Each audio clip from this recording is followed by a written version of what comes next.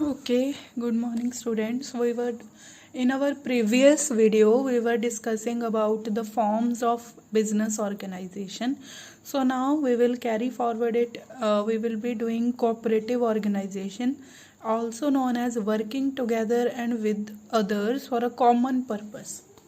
Now ये जो organisation होती है ये इसका मीनिंग ये होता है जहाँ पे आप मतलब जैसे कि कोई ऐसे लोग जो एक ही किसी मतलब मान लो ऑक्यूपेशन से जुड़े हों, वो इकट्ठे मिलके एक दूसरे की म्यूचुअल हेल्प करें।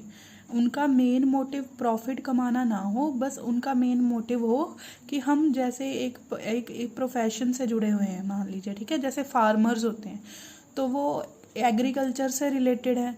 तो जो 10 हो गए 20 लोग हो गए जो कि एग्रीकल्चर से रिलेटेड होंगे, वो इकट्ठे होकर एक दूसरे की हेल्प कर रहे हैं, इकट्ठे होकर अपना सारा सामान लेके आ रहे हैं, इकट्ठे होकर उस चीज़ को बेच रहे हैं। So we come together for helping our members. तो इस तरह की जो सोसाइटी होती है उसको बोला जाता है कोऑपरेटिव ऑर्गेनाइजेशन। अब इसका मीनिंग देखो क्या है। ए cooperative form of business is different from other form of business enterprise. In this form, the main motive is not earning profit, but the main motive is cooperative or the main motive is mutual help. सो यहाँ पे आपका main motive जो होगा वो profit earn करना नहीं होगा। यहाँ पे आपका जो मेन मोटिव होगा वो ये है कि आपने एक दूसरे की हेल्प करनी है। This is the principle for this type of organisation. एक कोऑपरेटिव ऑर्गेनाइजेशन और society is a voluntary association. Voluntary association का मीनिंग होता है जो हम अपनी मर्जी से बनाएं, जिसमें किसी का भी कोई दबाव ना हो। आप जो है उस वॉलेंट्रीली उस ऑर्गेनाइजेशन के मेंबर बन रहे हो, किसी भी दबाव के तहत वहाँ के मेंबर नहीं बन रहे हो। वो इकट्ठे होते हैं म्यूचुअल हेल्प में। A minimum of 10 persons are required to form a cooperative society. 10 persons तो चाहिए ही चाहिए जिनके क्या होनी चाहिए, कोऑपरेटिव सोसाइटी होनी चाहिए। Minimum 10 person। ये लोग क्या करेंगे, ये the registration of cooperative society is compulsory. इसकी रजिस्ट्रेशन भी कंपल्सरी है। एंड कैपिटल जो है वो सारे लोग मिलके कुछ पैसा डालेंगे और ये लोग इकट्ठे होकर बैंक से लोन भी ले सकते हैं। और फिर इनका मेन मोटिव होता है कि हम अपने मेंबर्स की हेल्प करेंगे इसी पैसे से। This is known as cooperative organisation. When you are when you get together for your own help, अपने मेंबर्स की हेल्प के लिए आप इकट्ठे हो रहे हो। मिनिमम 10 persons चाहिए। अब इसकी एग्जांपल हो सकती है जैसे कि फार्मर्स हैं, वो एग्रीकल्चर सोसाइटी से जुड़ सकते हैं। वहाँ पे वो लोग इकट्ठे होकर अपनी फार्मिंग का काम कर सकते हैं। इकट्ठे होकर जाकर सारा जो सीड्स वगैरह है वो ले सकते हैं, उसको बेच सकते हैं। अब जैसे कि मिल्क होते हैं, मिल्क की कोऑपरेटिव सोसाइटी बनती है। वहाँ पे अमूल, अगर आपको पता हो तो गुजरात में जो अमूल है वो मिल्क कोऑपरेटिव सोसाइटी से वहाँ पे लोग जो है इकट्ठे होकर अपना मिल्क जो है वो बेचते हैं, अपने इकोनॉमिक इंटरेस्ट के बेटरमेंट के लिए काम करते हैं। सो अब देखेंगे इसके फीचर्स क्या हैं। देखिए इसके फीचर्स हैं, सबसे पहले है वॉलेंट्री एसोसिएशन। जो कोऑपरेटिव ऑर्गेनाइजेशन, जो कोऑपरेटिव सोसाइटी होती है वो वॉलेंट्री एसोसिएशन होती है। इसका मतलब है कि ये जो भी पर्सन इसको ज्वाइन करता है वो अपने इच्छा से वहाँ पे ज्वाइन कर रहा है और उसकी मर्जी है। For example, any farmer can join the agriculture society or any consumer can join the consumer society. The member can leave the society whenever they desire so by giving a notice. There is no restriction on entry or exit of the member. यहाँ पर किसी भी person पे कोई restriction नहीं होती, किसी भी वो कभी भी एंटर कर सकता है और एग्जिट भी कर सकता है। वहाँ पे उसकी अपनी मर्जी चलती है। The membership is open to all the member irrespective of their caste, creed और रिलीजन। यानी किसी से साथ भी किसी भी तरीके का कोई भी डिस्टिंक्शन नहीं की जाती है। The next is equal voting right. Cooperative societies में हर पर्सन को वोटिंग राइट होता है। मतलब मान लीजिए अगर मैं वहाँ पे एक मेंबर हूँ तो मुझे भी वहाँ पे वोट करने का राइट मिलेगा। 1 man 1 vote। एक मेंबर है तो उसको एक ही वोट करने को मिलेगा। अब देखो जो रिच मेंबर्स हैं, मान लीजिए मैंने 10 शेयर खरीदे कोऑपरेटिव सोसाइटी में, कम मैंने कैपिटल वहाँ पे डोनेट की है। रिच जो है उन्होंने ज़्यादा पैसा लगाया है, मान लो एक पर्सन है, रिच मेंबर्स है, उन्होंने ज़्यादा शेयर खरीदे तो उन्होंने पैसा भी ज़्यादा लगाया है। तो ये नहीं है कि वो 1000 शेयर अगर उन्होंने 1000 शेयर खरीदे हैं और मैंने 10 शेयर खरीदे हैं तो मैं जो है वो कम वोट करूंगी और वो ज़्यादा वोट करेंगे। This is not possible. यहाँ पे हर पर्सन के अकॉर्डिंग राइट होता है। वो पर्सन भी एक ही बार वोट कर सकता है किसी चीज़ के लिए, और जो दूसरा पर्सन है चाहे उसने कैपिटल कम भी लगाई हो तब भी उसको जो वोटिंग राइट मिलेगा वो एक ही मिलेगा। 1 मैन 1 वोट। आपने कैपिटल कितनी मर्जी लगाई हो, आपको वोट करने का जो अधिकार है, वहाँ पे अपनी बात रखने का जो अधिकार होगा वो एक ही बार होगा। बार बार आप मतलब ज़्यादा पैसे होने से, ज़्यादा कैपिटल लगाने से आपको ज़्यादा वोटिंग राइट नहीं मिल जाएगा वहाँ पे। अब देखिए नेक्स्ट जो हमारा टॉपिक है वो है सर्विस मोटिव। तो हम पहले ही कर चुके हैं। The main motive of cooperative society is to provide service to its member, not to earn profit. यहाँ पे जो मेन मोटिव होता है ना वो प्रॉफिट अर्निंग नहीं है, वो प्रॉफिट अर्निंग से ऊपर है, वो अपने मेंबर्स की हेल्प के लिए काम करते हैं। अब जो एग्रीकल्चर सोसाइटी है वो सारे लोग पैसे डालेंगे, उस पैसे से वो क्या करेंगे, इकट्ठे मिलके अपने फार्मर्स की हेल्प करेंगे। मिल्क कोऑपरेटिव सोसाइटी होगी, वो सारे लोग मिलके मिल्क को जमा करेंगे, इकट्ठे मिलके वहाँ पे पैसे डालकर उसको ट्रांसपोर्ट करके आएंगे किसी भी जगह पे, ताकि उनको उनके मेंबर्स को बेनिफिट हो सके। सो जो भी कोऑपरेटिव सोसाइटीज़ बनती हैं किसी भी तरह की, वो उनका मेन मोटिव होता है not to earn profit but to provide service to its member. Earning profit जो है वो उनका सेकेंडरी मोटिव है, वो हो जाए तो बढ़िया है, लेकिन पहला जो मेन मोटिव है वो उनका है कि अपने मेंबर्स को सर्विस कैसे देनी है, उनको बेनिफिट कैसे देना है।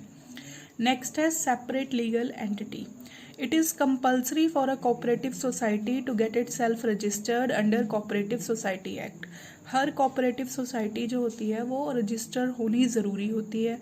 रजिस्ट्रेशन के बाद इस कोऑपरेटिव सोसाइटी की अपनी सेपरेट एंटिटी बन जाती है। सेपरेट एंटिटी का मतलब है कि ये जो कोऑपरेटिव सोसाइटी है वो डिफरेंट है, इसके जो मेंबर्स हैं वो डिफरेंट है। जब भी कोई केस या कोई डिस्प्यूट होगा तो वो उस कोऑपरेटिव सोसाइटी के नाम पे होगा, उसके मेंबर्स के नाम पे नहीं होगा। उसके मेंबर्स जो होंगे वो डिफरेंट है, कोऑपरेटिव सोसाइटी क्या होगी, डिफरेंट होगी। जैसे हमने अभी पहले पढ़ा कि जो पार्टनरशिप होती थी या डिफरेंट हमने सोल प्रोप्राइटरशिप पढ़ी थी, वहाँ पर उनकी सेपरेट लीगल एंटिटी नहीं होती थी, वहाँ पे जो मेंबर है वही उनकी जो है बिजनेस ऑर्गेनाइजेशन है। लेकिन यहाँ पे क्या होता है, उनकी कोऑपरेटिव बिजनेस ऑर्गेनाइजेशन सेपरेट है, उस मेंबर की अपनी आइडेंटिटी है, उस कोऑपरेटिव सोसाइटी की अपनी आइडेंटिटी है। In case of death, in case of insolvency, जो डिस्प्यूट होंगे वो सारे उस कोऑपरेटिव सोसाइटी पे होंगे। अब देखिए इसका और मीनिंग क्या होता है। It can buy and sell property in its own name and enter into a contract in its own name. जो भी अगर किसी सोसाइटी की अपनी पहचान हो तो आप जब कोई प्रॉपर्टी खरीदोगे, आप कोई चीज़ खरीदोगे, जैसे मिल्क कोऑपरेटिव सोसाइटी है, उन्होंने ट्रक खरीदना है तो वो किसी मेंबर के नेम पे नहीं खरीदेंगे, वो उसको खरीदेंगे on the name of cooperative society. वो किसी के साथ भी अगर कॉन्ट्रैक्ट में आएंगे तो अपनी कोऑपरेटिव सोसाइटी के नेम पे आएंगे, वो एज अ मेंबर वहाँ पे किसी के साथ डील नहीं करेंगे। नेक्स्ट है the death, insolvency and incapacity of any member doesn't affect the existence of cooperative society. अगर किसी एक पार्टनर की, किसी एक पर्सन की, मेंबर की डेथ हो जाती है तो वहाँ से कोऑपरेटिव सोसाइटी का जो है एग्जिस्टेंस पे कोई भी इफेक्ट नहीं पड़ता है। इसकी क्या हो गई, सेपरेट लीगल एंटिटी होगी। सेपरेट लीगल एंटिटी का मतलब है कि ये अपने आप ऑपरेट कर सकती है। This organisation is different from its member. ये अपने नेम पे किसी के साथ क्या है कॉन्ट्रैक्ट भी कर सकती है, अपनी प्रॉपर्टी भी सेल कर सकती है। इन केस ऑफ डिस्प्यूट तब भी इसी के नेम पे चलेगा। हाँ, अगर उसके पार्टनर्स वहाँ पे रिस्पॉन्सिबल आते हैं तो वो तो डिफरेंट पार्ट है, पर जो डिस्प्यूट पे जो केस चलेगा वो कोऑपरेटिव सोसाइटीज़ के नेम पे चलेगा। नेक्स्ट हमारे पास है, इसका फीचर है वो है distribution of surplus. The profit of cooperative society is not distributed in the ratio of capital contributed by each member but it is distributed according to the dealings of member with the society. जो cooperative society होती है वहाँ पे जो profit होते हैं वो अब यहाँ पे जो बात है डिस्ट्रीब्यूशन ऑफ सरप्लस की, उसका मीनिंग ये है कि आप मान लो एक ऐसे मेंबर हो उस कोऑपरेटिव सोसाइटी में जिसने बहुत ज़्यादा कैपिटल कंट्रीब्यूट की, कैपिटल कंट्रीब्यूट ज़रूर की लेकिन उसको सोसाइटी के लिए उसके लिए कोई काम नहीं किया, ज़्यादा डीलिंग्स नहीं की हैं आपने उस सोसाइटी के लिए। सो आपको ज़्यादा बेनिफिट नहीं मिलेगा, बेनिफिट उसी मेंबर को ज़्यादा मिलेगा, उस मेंबर को ज़्यादा प्रॉफिट दिया जाता है जिसने क्या किया हो, उस सोसाइटी के लिए मोर बेनिफिट किया हो, जिसने उस सोसाइटी के लिए ज़्यादा डीलिंग्स की हो। यहाँ पे जब भी प्रॉफिट डिस्ट्रीब्यूट होता है फिक्स रेट ऑफ डिविडेंड तो दिया जाता है, मतलब पहले कुछ चीज़ आपने फिक्स कर दी कि इतना तो हमने देना है अपने मेंबर्स को, जो रिमेनिंग होगा बाकी जो बचेगा वो किस हिसाब से दिया जाएगा, वो उस हिसाब से उस मेंबर को ज़्यादा मिलेगा जो उस सोसाइटी के लिए ज़्यादा डीलिंग्स करता है, ज़्यादा काम कर रहा है, और उस मेंबर को कम दिया जाएगा जिसने क्या किया, उस सोसाइटी के लिए कम डीलिंग्स की, कम काम किया। सो डिस्ट्रीब्यूशन ऑफ सरप्लस कैसे होता है ये हमने देख लिया। नेक्स्ट है हमारे पास merits of cooperative organisation. Cooperative organisation हमने देख ली क्या होती है, जिसमें आप अपने मेंबर्स के इकट्ठे हो जाते हो और अपने मेंबर्स के बेनिफिट के लिए काम कर रहे हो। एक एग्रीकल्चर सोसाइटी भी हो सकती है जो अपने फार्मर्स के बेनिफिट के लिए काम करेगी, एक मिल्क कोऑपरेटिव सोसाइटी भी हो सकती है जो अपने जो मिल्कमैन हैं उनकी बेनिफिट के लिए काम करेगी, कंज्यूमर कोऑपरेटिव सोसाइटी भी हो सकती है जो अपने कंज्यूमर्स के बेनिफिट के लिए काम करेगी।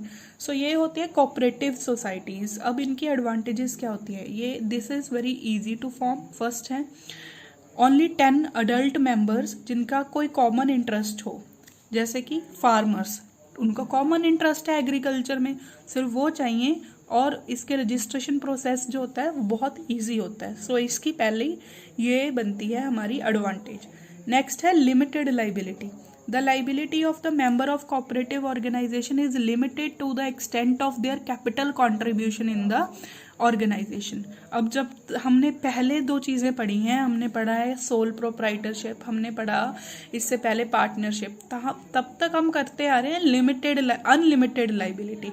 अब हम पहली बार जो पढ़ने जा रहे हैं वो है लिमिटेड लाइबिलिटी। इसका मीनिंग क्या होता है कि जितना आपने कैपिटल कंट्रीब्यूट किया, मान लीजिए मैंने 1 लाख का कैपिटल कंट्रीब्यूट किया, सो जितना मेरा शेयर है वहाँ पे मेरी जो लाइबिलिटी है वो उतने की होगी। अगर मैं 1 लाख का कैपिटल कंट्रीब्यूट कर रही हूँ, इन केस ऑफ लॉस तो मेरा जो है मेरा जो लॉस होंगे वो 1 लाख के ही होंगे, मुझे भी उतना ही लॉस बियर करना पड़ेगा 1 लाख के था।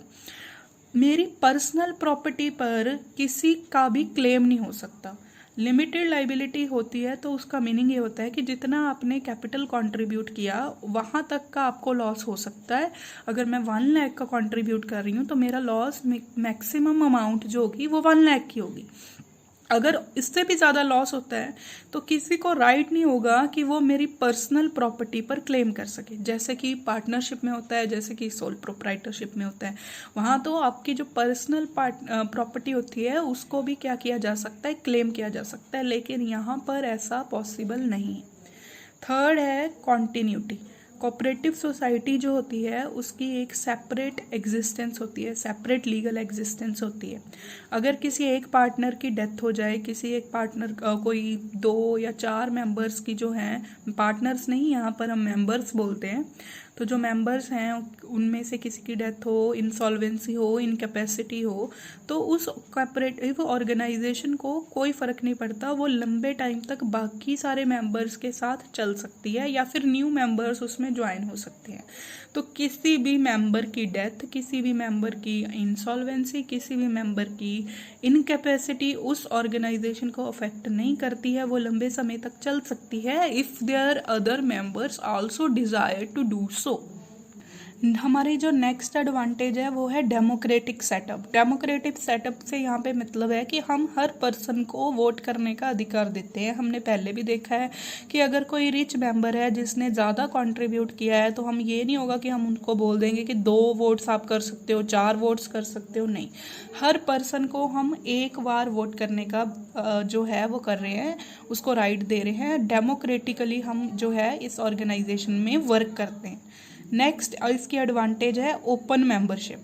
Any person having common interest can become the member of cooperative organisation.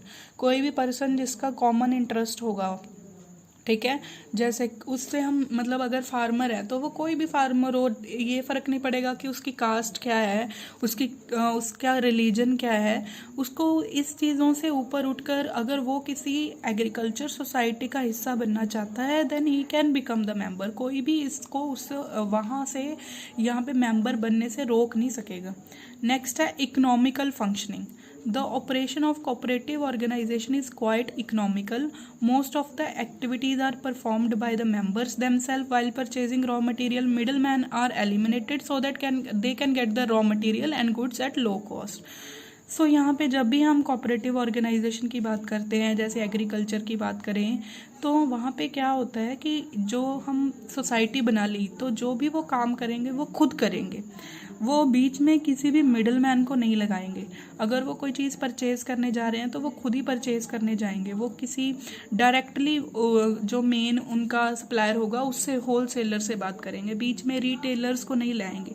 तो क्या होगा, वो सामान, क्योंकि वो एक तो बहुत सारे मेंबर्स मिलके इकट्ठे ले रहे हैं तो लार्ज स्टॉक में लेंगे और खुद जाके लेंगे तो उनको वो सामान जो होगा वो क्या मिलेगा, कम अमाउंट में मिलेगा। कैश ट्रेडिंग करेंगे, वहाँ पे कोई भी एडवर्टाइजमेंट करने की ज़रूरत नहीं है उनको, वो इजीली अपने सारे सामान को बेच भी पाएंगे। तो उनको बहुत ज़्यादा क्या होता है, फ़ायदा होता है। यहाँ पे देखो इसमें क्या क्या फ़ायदे हैं इस सोसाइटी से जुड़ने के। एक तो आप इकट्ठा सामान लेके आओगे, सारे मेंबर्स का सामान इकट्ठा आएगा। अगर इकट्ठा सामान लोगे so obviously you will get discount, यहाँ पे डिस्काउंट मिलेगा। जब उसी सामान को बेचने जाओगे तो भी आप जो है लार्ज क्वांटिटी में किसी चीज़ को बेच रहे हो, सो आपको क्या होगा, उससे भी आपको क्या होगा, एडवर्टाइजमेंट वगैरह करने की ज़रूरत नहीं पड़ेगी, आप बेटर तरीके से उसको सेल आउट कर सकोगे। सो यहाँ पे क्या होते हैं, बहुत सारे इकोनॉमिकल फ़ायदे होते हैं। हमें वो चीज़ सस्ती भी मिलती है, हमारा कैश ट्रेडिंग की वजह से हमारा डेट भी कोई नहीं रहता, हमारा जो है वो चीज़ सामान भी जो है वो क्या होता है, इजीली सेल आउट हो जाता है। सो यहाँ पे इकोनॉमिकल फंक्शनिंग होती है। नेक्स्ट है स्टेट पैट्रोनेज। सो इसका मीनिंग ये है कि जो भी कोऑपरेटिव सोसाइटीज़ होती हैं उनको स्टेट की तरफ से, गवर्नमेंट की तरफ से बहुत सारे बेनिफिट्स मिलते हैं, उनको काफ़ी सारे रिबेट्स और मिलते हैं, टैक्सेस में छूट मिलती है। गवर्नमेंट, अगर आप लोन लेने जाओ एज अ कोऑपरेटिव सोसाइटी तो गवर्नमेंट जो है वो लोअर रेट ऑफ इंटरेस्ट पे उनको लोन भी देती है। तो स्टेट की तरफ से यानी गवर्नमेंट की तरफ से उनको किसी भी कोऑपरेटिव सोसाइटी को बहुत सारे क्या मिल रहे हैं, बेनिफिट्स मिल रहे हैं। ये उसका नेक्स्ट एडवांटेज हो गया। उसके बाद है हमारे पास social utility. Cooperative organisation promote social justice and mutual cooperation. They promote self help, moral value among the members. This organization also help to promote concentration of economic power in help to prevent concentration of economic power in few hands. इसका meaning ये है कि जब भी आप as a cooperative society work करोगे तो आप म्यूचुअल हेल्प कर रहे हो, उनकी सबकी हेल्प के बारे में सोच रहे हो, तो क्या होगा, बहुत सारे लोग इससे बेनिफिट लेंगे। जो छोटे फार्मर्स हैं वो शायद अपना इतना इकोनॉमिकली परचेज नहीं कर पाएंगे, लेकिन as a member of cooperative society उनको बेनिफिट मिल जाता है। उनकी जो फसल होती है वो ईजिली सेल आउट हो जाती है, अच्छे दाम में सेल आउट हो जाती है, क्योंकि आप इकट्ठे मिलके सभी फार्मर्स की इकट्ठे जो है वो चीज़ को बेच रहे हो। सो सभी की हेल्प होती है, उससे सभी लोग जो है वो डेवलप होते हैं। और जो पैसा है, ये अगर हमने ये टर्म पढ़ी है, economic power in few hands, इसका मीनिंग होता है तो कंसंट्रेशन ऑफ इकोनॉमिक पावर। इसको समझते हैं, इसका मीनिंग ये होता है कि जब सारा पैसा कुछ लोगों के पास हो, जो रिच पीपल है उन्हीं के पास सारा पैसा हो और जो पुअर है उनके पास किसी भी तरह की कोई भी जो है सुविधा ना हो, सारा पैसा, सारा जो हमारी कंट्री का वेल्थ है वो कुछ लोगों के पास हो, तो उसको बोला जाता है economic power in few hands, concentration of economic power in few hands. जब भी कोऑपरेटिव सोसाइटीज़ वर्क करेगी तो फिर क्या होगा, वहाँ से जो पैसा है, क्योंकि आप सारे फार्मर्स की हेल्प कर रहे हो, वो भी काम कर रहे हैं, उनको उनके जो वीट है, उनका जो भी उनकी फसल है उसका बेटर पैसे मिल जाएंगे, क्योंकि वो आप सभी का जो पैसा है, सभी की जो फसल है वो इकट्ठे बिकने जा रही है। सो जब भी ऐसा कुछ होगा तो उनको बेनिफिट होगा। अगर जो हमारा लोअर जो है उनको बेनिफिट होना शुरू हो जाए तो ये जो इकोनॉमिक पावर है ये कुछ हाथों में नहीं रहती, जो वेल्थ है वो सब में डिवाइड होना शुरू हो जाता है और सोशल यूटिलिटी आती है हमारी कंट्री में। नेक्स्ट जो अब हम करेंगे वो है डीमेरिट्स ऑफ और disadvantages of cooperative organisation. So यहाँ पे पहली डिसएडवांटेज है limited capital. The cooperative organisation is formed by the people who have limited resources and there is no compulsion to contribute some minimum amount of capital to become its member. So यहाँ पर इसकी पहली demerit ये बनती है कि जब भी आप किसी कोऑपरेटिव सोसाइटी का मेंबर बनो तो ये ज़रूरी नहीं है कि आपने इतनी अमाउंट की, कोई पर्टिकुलर अमाउंट की क्या करनी है, कंट्रीब्यूशन करनी है। कुछ भी अमाउंट कंट्रीब्यूट करके you can become the member of cooperative organisation. यहाँ ये जो है हमारी इसकी डिसएडवांटेज बन रही है कि कोई भी पर्सन मेंबर बन जाएगा, उसमें कोई कैपिटल ज़्यादा कंट्रीब्यूट नहीं होगी।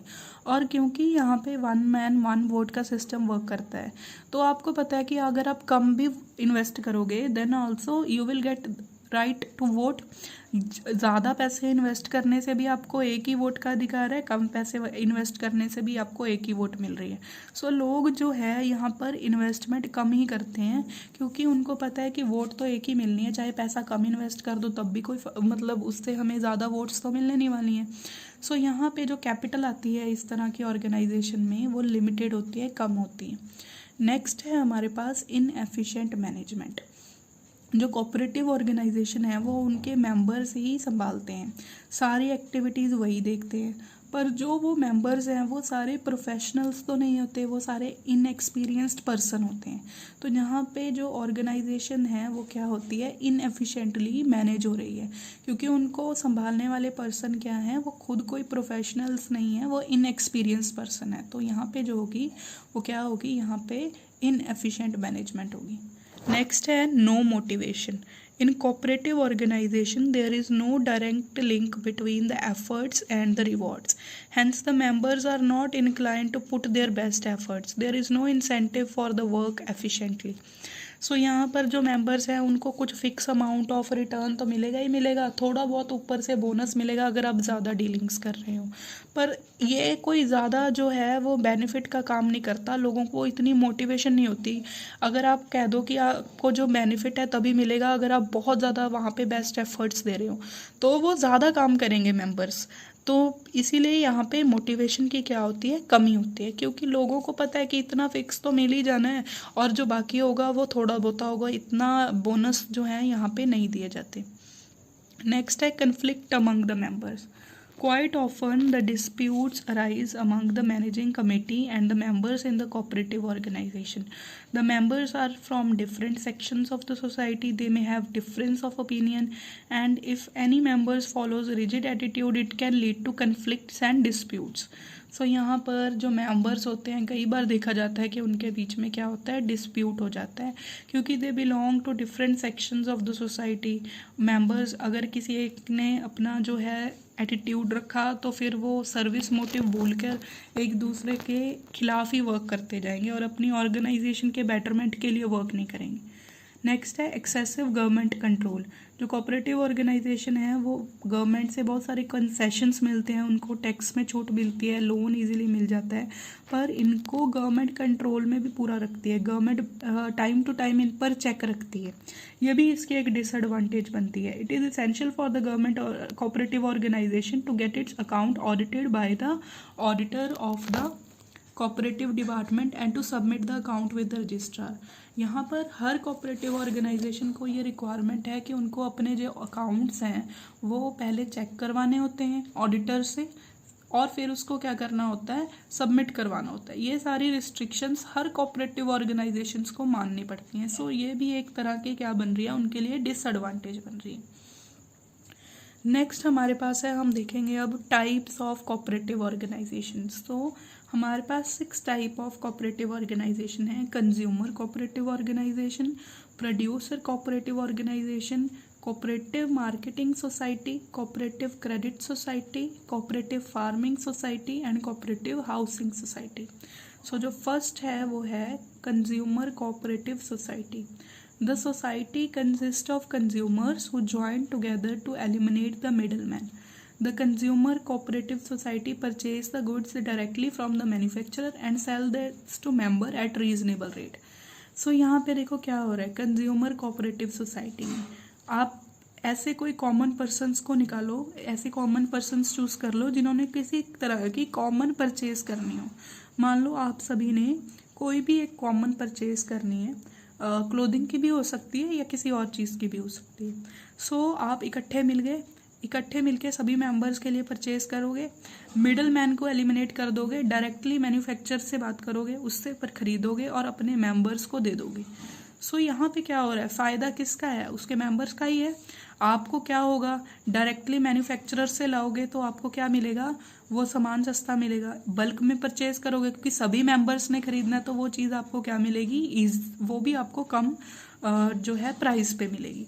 सो the profit of the store is distributed among all the members as dividend on capital and bonus in proportion to their purchases during the year. जो भी हमें उससे प्रॉफिट होगा, जो हमारा पैसा बचेगा, जैसे हमें डिस्काउंट मिल गया या कोई जितना कैपिटल हमें कंट्रीब्यूट किया था उससे हमारा जो पैसा बचेगा उसको हम क्या करेंगे, अपने मेंबर्स में डिस्ट्रीब्यूट कर देंगे एज डिविडेंड। और जो बाकी होगा, मतलब कुछ फिक्स तो हमने देना ही देना है, बाकी हम कैसे डिस्ट्रीब्यूट करेंगे, जिसने जितनी ज़्यादा परचेजेस की है उसको उतना पैसा हमने ज़्यादा दे देना है। फॉर एग्जाम्पल अगर हमें 40,000 का प्रॉफिट हुआ है तो 4,000 तो हमने देना ही देना है अपने मेंबर्स को। मान लीजिए हमारे पास क्या है, यहाँ पर 8 मेंबर्स हैं, 32,000 तो हमने दे दिया, बाकी 8,000 जो हमें बचा है, जिस मेंबर ने ज़्यादा परचेज़ की होगी उसको ज़्यादा दे दोगे पैसे आप, जिस मेंबर ने कम परचेज़ की होगी उसको कम पैसे दे दोगे। सो यहाँ पे देखो कंज्यूमर कोऑपरेटिव सोसाइटी क्या होती है, यहाँ पर लोग इकट्ठे होते हैं, इकट्ठे मिलकर किसी भी चीज़ की परचेज करते हैं directly from the manufacturer and sell that to इस member at reasonable price. Manufacturer से लोगे, अपने मेंबर्स को सेल करोगे रीजनेबल प्राइस पे, उस पर भी आपको प्रॉफिट होगा। जो प्रॉफिट होगा वो आप डिविडेंड, कुछ फिक्स डिविडेंड दे दोगे और बाकी डिस्ट्रीब्यूट करोगे अपने मेंबर्स में। जिसने ज़्यादा डील की होगी, जिसने ज़्यादा परचेज की होगी उसको ज़्यादा, जिसने कम परचेज की होगी उसको कम। अब इसका मेन ऑब्जेक्टिव क्या होता है, to ensure steady supply of essential good. यहाँ पर जिस चीज़ की आप परचेज कर रहे हो उसकी सप्लाई होती रहे, ये आपका पहला ऑब्जेक्टिव है। आपने जो सप्लाई करनी है वो अपने मेंबर्स को रीजनेबल प्राइस पे करनी है। ये नहीं होना चाहिए कि आप अपने जो मैन्युफैक्चरर से है उससे आपने चीज़ 40 रुपीज़ की ली और अपने मेंबर्स को 60 पे 70 पे दे रहे हो। नो, आपने उसको, अगर आपने प्रॉफिट भी कमाना है तो आपने 5 रुपीज़ का, 45 का रीजनेबल प्राइस पे 45 पे दे दो, 50 पे दे दो, रीजनेबल प्रॉफिट कमाकर अपने मेंबर्स को देना है। नेक्स्ट है to supply the goods and services of high quality. ये भी ध्यान रखना है कि जो आप अपने मेंबर्स को चीज़ें बांट रहे हो वो हाई क्वालिटी पे हो। सो हम देख चुके हैं कंज्यूमर कोऑपरेटिव सोसाइटी क्या होती है। यहाँ पर क्या किया जाता है, अपने मेंबर्स से पैसे लो, उनसे पैसे लेकर उन्होंने सभी ने एक ही चीज़ खरीदनी है। मान लो उन सभी ने इकट्ठे होकर इलेक्ट्रॉनिक्स की कोई भी सामान लेना है। सो आपने डायरेक्टली मैन्युफैक्चरर से बात की, उससे वो सामान लिया, उसमें कुछ प्रॉफिट ऐड अप करके अपने मेंबर्स को सेल कर दिया। जितना भी आपको उससे प्रॉफिट हुआ वो भी आपने अपने मेंबर्स को डिस्ट्रीब्यूट ही कर देना है। कैसे करोगे, कुछ तो फिक्स अमाउंट रखोगे और बाकी जिसने ज़्यादा परचेज किया उसको ज़्यादा प्रॉफिट दे दो, जिसने कम परचेज किया उसको कम प्रॉफिट दे दो। ये होगी हमारी कंज्यूमर कोऑपरेटिव सोसाइटी। नेक्स्ट है हमारे पास प्रोड्यूसर कोऑपरेटिव सोसाइटी। जो स्मॉल प्रोड्यूसर्स होते हैं who individually find it difficult to procure the, मतलब खरीदना इनपुट्स अगर वो ना खरीद पाएँ, कोई मशीनरी नहीं खरीद पा रहे लेटेस्ट टेक्नोलॉजी की, तो वो प्रोड्यूसर कोऑपरेटिव सोसाइटी फॉर्म कर लेते हैं। जो भी स्मॉल प्रोड्यूसर्स हैं, अगर उनको रॉ मटेरियल नहीं मिल रहा, उनको मशीनरी नहीं मिल रही, तो वो क्या कर सकते हैं, वो क्या कर अपनी कोऑपरेटिव सोसाइटी बना सकते हैं। सारे प्रोड्यूसर्स इकट्ठे हो जाएं, इकट्ठे होकर रॉ मटेरियल खरीद सकते हैं, मशीनरी खरीद सकते हैं। अगर बल्क में चीज़ खरीदेंगे तो उनको भी वो चीज़ क्या मिलेगी, कम दाम में मिलेगी।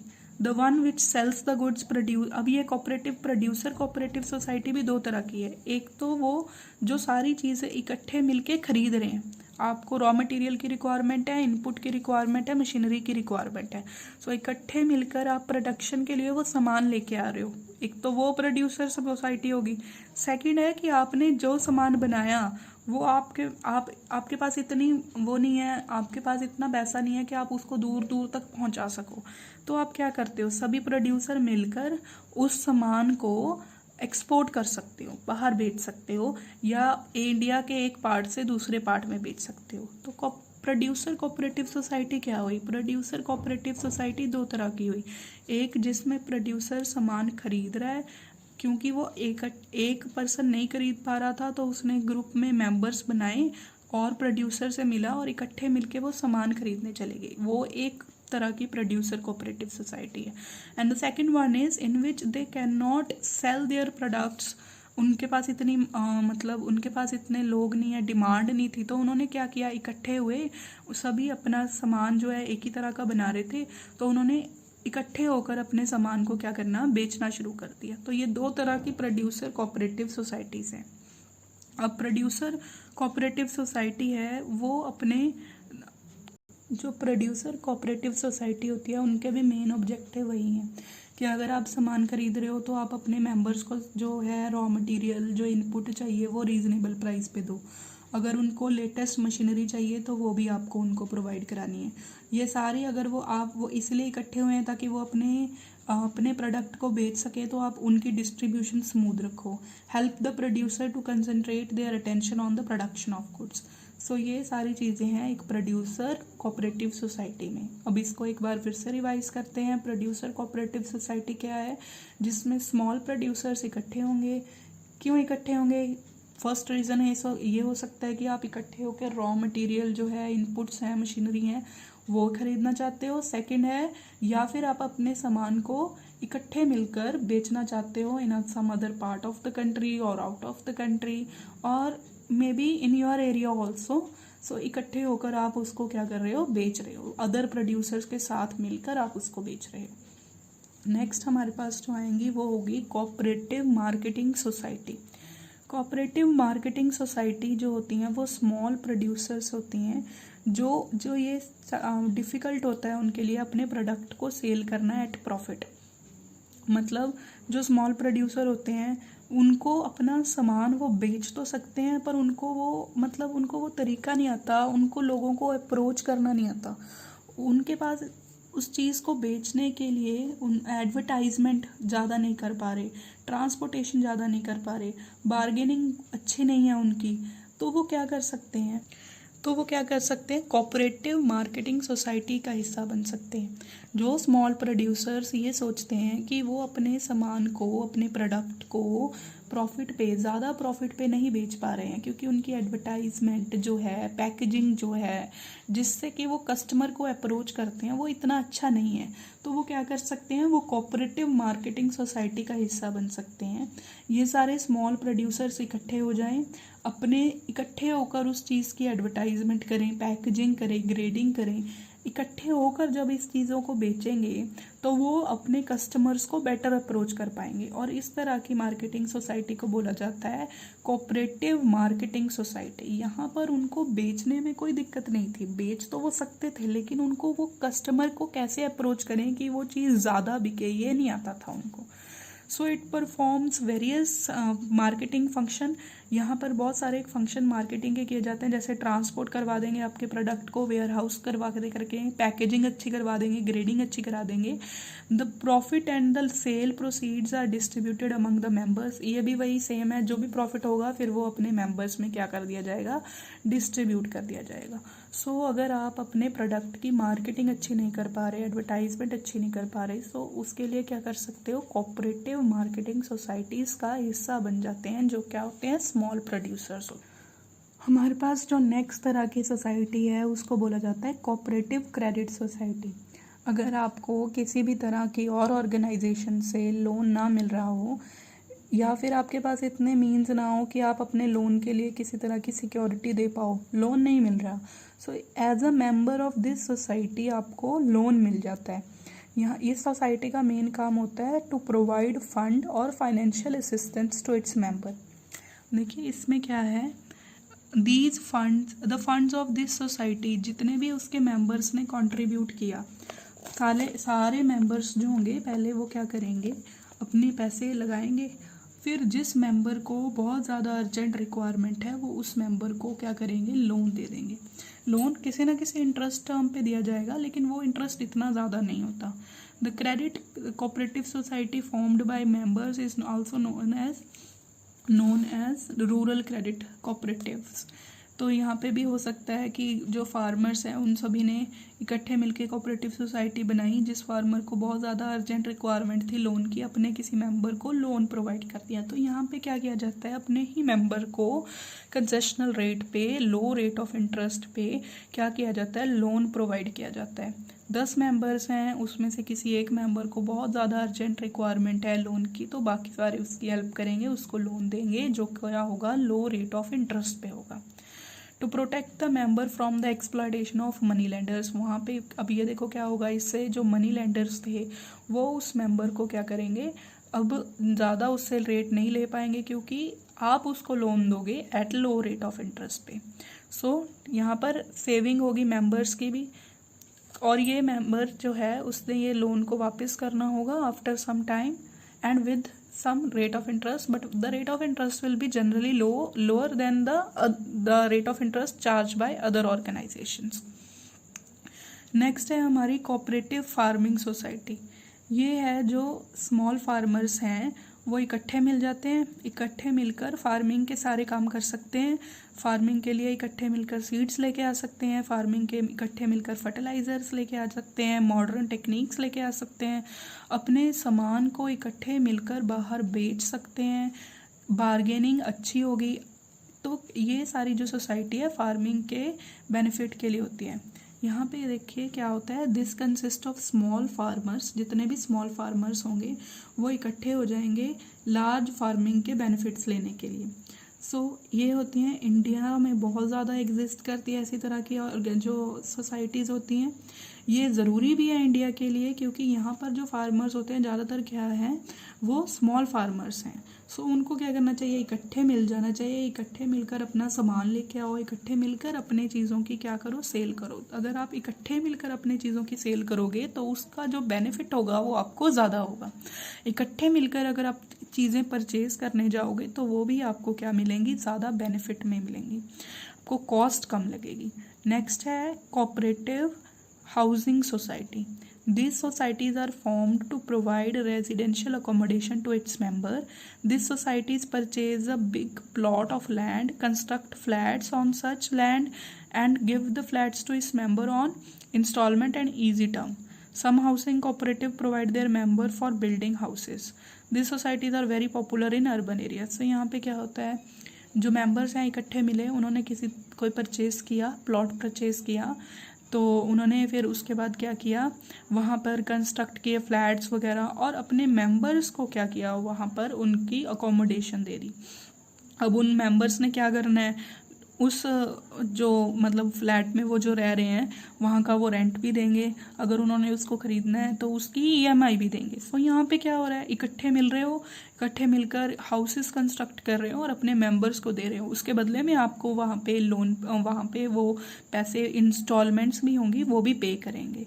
सो यहाँ पे ये जो सोसाइटीज़ होती हैं कहाँ पे पॉपुलर होती हैं, अर्बन एरियाज़ में, और इनका काम क्या होता है, providing residential accommodation to its member, helping member to purchase houses at lower cost, या फिर उनको या हाउसेस के अलावा ये रोड्स भी कंस्ट्रक्ट करवा सकती हैं, पार्क्स भी कंस्ट्रक्ट करा सकती हैं अपने मेंबर्स के लिए, और उनसे फिर उसके बाद क्या कर सकती हैं, जो मनी है वो चार्ज कर सकती हैं। देखेंगे difference between partnership firm and cooperative organisation. So जो पार्टनरशिप थी वहाँ पे 2 मेंबर्स मिनिमम थे, मैक्सिमम 10 थे, and in case of banking and 20 in other type of business. जो कोऑपरेटिव ऑर्गेनाइजेशन है वहाँ पर मिनिमम जो है वो 10% की रिक्वायरमेंट है, पर मैक्सिमम में किसी भी तरह की कोई लिमिट नहीं है। पार्टनरशिप में जो बेनिफिट्स हैं वो सिर्फ पार्टनर्स को मिलते हैं, mutual benefits are restricted to the partners only. In cooperative organization the benefit is offered to the members as well as general public. अब यहाँ पे जनरल पब्लिक की कैसी बात होगी, अगर कोई पार्क कंस्ट्रक्ट कराएगी कोई ऑर्गेनाइजेशन है तो वो वहाँ उसका बेनिफिट किसको होगा, उसका बेनिफिट उसके मेंबर्स को तो होगा ही होगा, साथ साथ जनरल पब्लिक को भी होगा। तो वो ये ज़रूरी नहीं है कि कोऑपरेटिव ऑर्गेनाइजेशन में सिर्फ मेंबर्स को ही बेनिफिट होगा। अगर वो कोई ऐसा काम कर रहे हैं जैसे पार्क की कंस्ट्रक्शन का काम कर रहे हैं, स्ट्रीट लाइट के बना रहे हैं, सो उसके बेनिफिट्स तो जनरल पब्लिक भी लेती है। नेक्स्ट है हमारे पास partnership require existence of some business. Partnership में किसी ना किसी बिजनेस का होना ज़रूरी है। कोऑपरेटिव ऑर्गेनाइजेशन में कोई बिजनेस होना हो ऐसा कोई ज़रूरी नहीं है। यहाँ पर जो पर्सनस हैं उनका बस एक कॉमन नीड होनी चाहिए। जैसे कि आप किसी एक चीज़ को इकट्ठे खरीदना चाहते हो, जैसे प्रोड्यूसर्स हैं, उनके सबके अलग अलग अपने अपने बिजनेस हैं, उन्होंने सिर्फ रॉ मटेरियल खरीदना है, तो वो कोई बिजनेस तो नहीं है। रॉ मटेरियल खरीदना तो कोई बिजनेस नहीं है, बस एक कॉमन नीड होनी ज़रूरी है। उसके लिए भी हम एक प्रोड्यूसर सोसाइटी बना सकते हैं। अब सब पर्सन अपने अपने बिजनेस कर रहे हैं लेकिन उनको मार्केटिंग इतनी अच्छी नहीं हो रही, तो उसके लिए वो कंज्यूमर मार्केटिंग सोसाइटी बना सकते हैं। तो यहाँ पर एक कॉमन नीड का होना ज़रूरी है, एक पर्टिकुलर बिजनेस हो ये कोई ज़रूरी नहीं है। नेक्स्ट है यहाँ पर रजिस्ट्रेशन ऑप्शनल होती है, लेकिन यहाँ पर कोऑपरेटिव सोसाइटी में जो रजिस्ट्रेशन है वो क्या है, कंपल्सरी है for the organization to get the organization register.